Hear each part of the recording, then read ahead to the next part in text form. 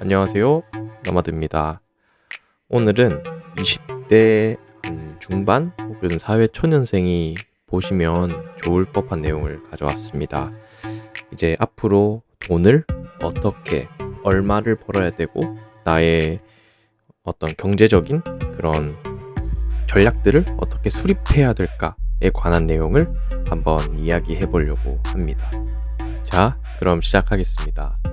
먼저 자본주의 사회에서 내 인생을 어떻게 스스로 설계를 할 것인가 입니다. 사실 자본주의에서는 잘 아시다시피 돈이고 팀입니다. 그러면은 우리는 잘 살기 위해서, 살아남기 위해서는 돈을 어떻게 벌까를 계속해서 연구를 해야겠죠. 그래서 오늘은 이 자본주의 사회에서 어떤 소득 모델을 우리가 지금 생각하고 갖추어야 되는지에 대해서 이야기를 조금 해볼까 합니다. 자, 먼저 당신이 금수저가 아니라는 가정하에서 자본주의 사회에서는 돈을 버는 방법은 딱 3가지밖에 없습니다. 첫 번째는 우리가 매우 잘 아는 근로소득이고요. 두 번째는 우리가 또 잘 아는 사업소득입니다. 그리고 세 번째는 자본주의의 꽃이죠. 바로 자본소득입니다. 여기에 뭐 로또 같은 불로소득들도 들어갈 수 있는데 그런 것들은 그냥 다 제외하고 순수하게 내가 내 힘으로 만들 수 있는 조건만 우리는 한번 생각해 보도록 하죠.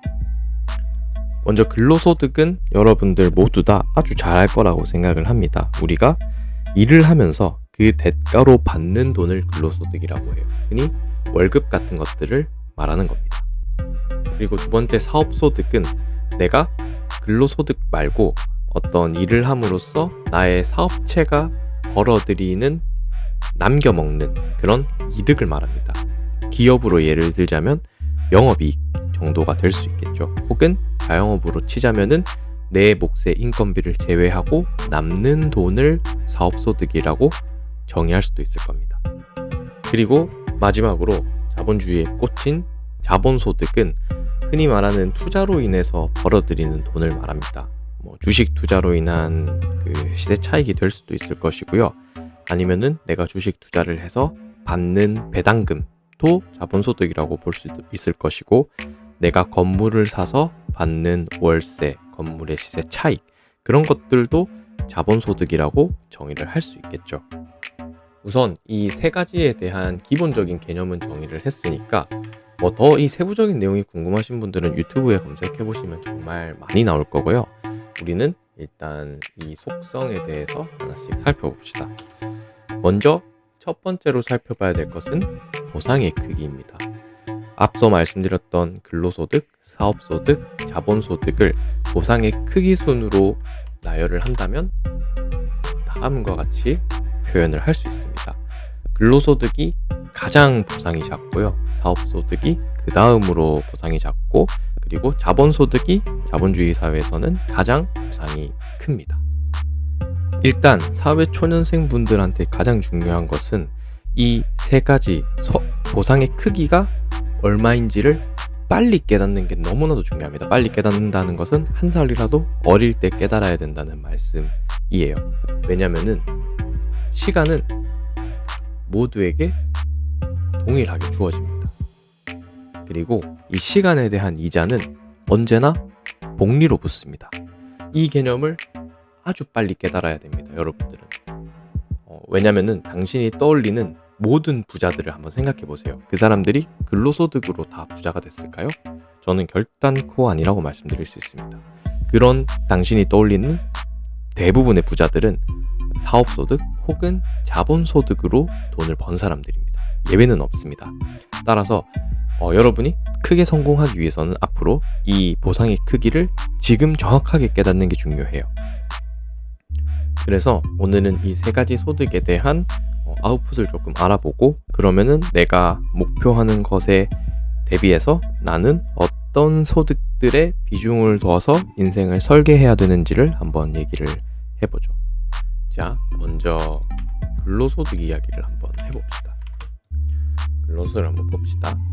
근로소득은 기본적으로 속성이 시급 곱하기 일한 시간으로 정의를 할 수 있습니다.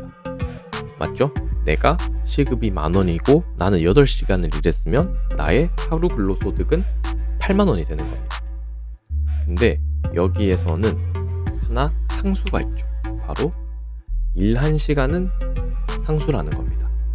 왜냐면은 당신이 아무리 잠을 안 자고 일을 하더라도 하루에 15시간 이상 일하는 거는 현실적으로 쉽지 않겠죠. 즉 일한 시간은 우리가 설정할 수 없는 변수로서 딱 정해진 시간입니다.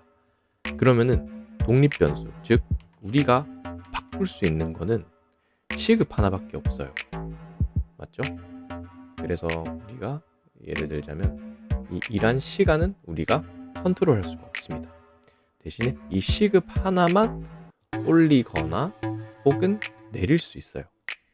이거를 빨리 깨달아야 됩니다. 시급만 변화를 시킬 수 있습니다. 그러면은 내가 시급을 10만원으로 높이거나 100만원으로 높이거나 혹은 그런 방법들밖에 없는 거죠. 근데 이 시급이라는 걸 한번 생각해 보세요. 우리가 흔히 말하는 돈을 많이 번다고 알려진 변호사, 의사들도 상담 시간을 기준으로 해보면 변호사 1시간 상담하는데 20만원, 30만원 정도밖에 하지 않습니다. 즉 상한선이 그렇게 높지 않다는 거예요. 그러면은 내가 시급이 20만원이 되고 하루에 8시간을 일한다고 하면은 내 일당이 160만원이 되는 거고, 그리고 나는 한 달에 30일을 내리 일한다고 했을 때 5천만원 정도를 벌 수 있는 사람이 되는 겁니다. 즉 근로소득으로 올라갈 수 있는 한계선은 지금도 여러분들이 어느 정도는 상상을 하실 수 있다는 거예요. 그럼 두 번째, 사업소득으로 한번 넘어가 보죠. 사업소득은 기본적으로 이렇게 정의를 할 수 있습니다. 바로 판매량 곱하기 개당 이익이죠. 맞죠? 내가 하나를 팔아서 10,000원을 남기는데 이걸 10개 팔면은 사업소득으로서 10만원을 남기는 겁니다. 맞죠? 그러면은 근로소득과 비교해서 달라진 게 하나 있습니다. 뭐죠? 바로 독립변수가 2개로 늘었다는 거예요. 근로소득을 봤을 때는 시간은 내가 통제할 수가 없었죠. 왜냐하면 상수니까 시급 하나만 조절이 가능했는데 사업소득으로 넘어오면서 독립변수로서 판매량, 이거는 내 마음대로 올리고 내 마음대로 줄일 수 있습니다. 맞죠? 그리고 개당 이익도 내가 원가 절감을 하면 올라갈 것이고 혹은 내가 보험가를 하면서 박리담회를 하면 내려갈 겁니다. 그래서 이렇게 2개를 컨트롤 할 수가 있어요. 대신 여기서부터는 리스크가 증가하기 시작합니다. 근로소득을 생각해 봤을 때 시급과 일한 시간이니까 음수가 될 수 있는 게 없잖아요. 그래서 손해를 볼 수 있을 가능성은 없지만 지금부터는 사업소득부터는 마이너스의 위험이 생깁니다. 왜냐하면 개당 이익이 하나를 팔 때마다 적자를 보게 되면은 나는 돈을 잃는 거죠. 즉 리스크가 커집니다. 맞죠? 그러나 자본주의 원리에 충실하게 리스크가 커질수록 보상도 같이 커지게 되는 거죠. 그러면 우리는 사업소득을 컨트롤하기 위해서는 어떤 전략을 써야 됩니까? 첫 번째, 판매량을 극대화하는 전략을 써야 될 거고요. 두 번째는 개당 이익을 극대화하는 전략을 써야 할 겁니다. 이 개념 2개를 놓고 하나씩 차차 이야기를 해보도록 하죠. 자, 그리고 이제 마지막 자본주의의 꽃인 자본소득을 봅시다. 자본소득은 기본적으로 아래와 같이 이루어져 있습니다. 바로 자본이 만들어내는 그 자체적인 이자와 그리고 그 자본 자체의 가격이 올라가는 것이에요. 자, 한번 정리를 다시 해보면은 자본이 만들어내는 이자라고 하는 것은 내가 건물을 샀을 때 이 건물에서 발생하는 월세 같은 것들을 말합니다. 그리고 자본 자체의 가격이 올라가는 것은 이 건물 자체의 가격이 올라가는 것을 말해요. 근로소득과 사업소득을 비교했을 때 가장 큰 차이점이 뭐라고 생각하시나요? 바로 아웃풋이 2개 이상으로 늘어났다는 겁니다. 근로소득의 아웃풋은 1개예요. 시급 곱하기 일한 시간. 그리고 사업소득의 아웃풋도 하나밖에 없습니다. 판매량 곱하기 개당 이익.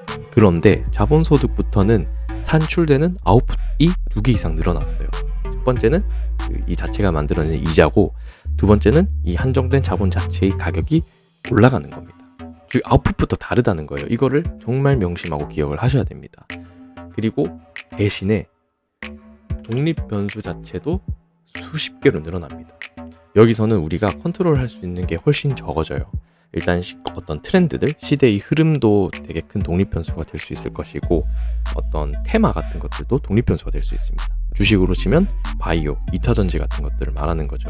그리고 뭐 다른 시대적인 금리 상황, 이런 것들도 전부 다 독립 변수로 들어갈 수 있어서 우리가 컨트롤할 수 있는 것들이 굉장히 적어집니다. 더하여 마이너스의 위험이 사업 소득보다 훨씬 커집니다. 이거는 단적으로 주식만 봐도 알 수 있죠. 우리가 주식 투자를 할 때 뭐 다 벌면 좋겠지만 대부분의 사람들은 많이 잃습니다. 그래서 초 하이 리스크, 초 하이 리턴이 바로 자본 소득이 되는 겁니다. 자, 제가 앞서 말씀드렸던 근로소득, 사업소득, 자본소득의 개념과 이해는 어느 정도 되셨을 거라고 생각하고요. 만약에 이해가 안 됐으면 다시 돌아가서 보고 오세요. 이거를 정확하게 이해하고 제 이야기를 들어야 됩니다. 자, 갑니다. 만약에 당신이 아무것도 없는 대학생이다. 사회 초년생이라고 한번 해보죠. 제가 질문 하나 던지죠. 자본소득이 가능할까요? 아니요. 절대 불가능하겠죠.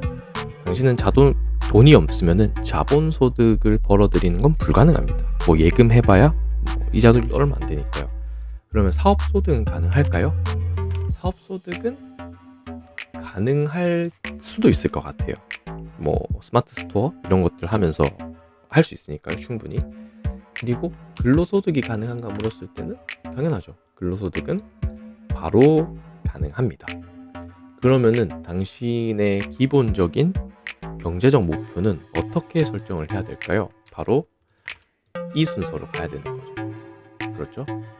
근로소득을 먼저 당신은 벌어야 되고, 그리고 가능하다면은 사업소득으로 넘어가서, 그리고 그렇게 만든 돈으로 자본소득으로 넘어가야 되는 겁니다.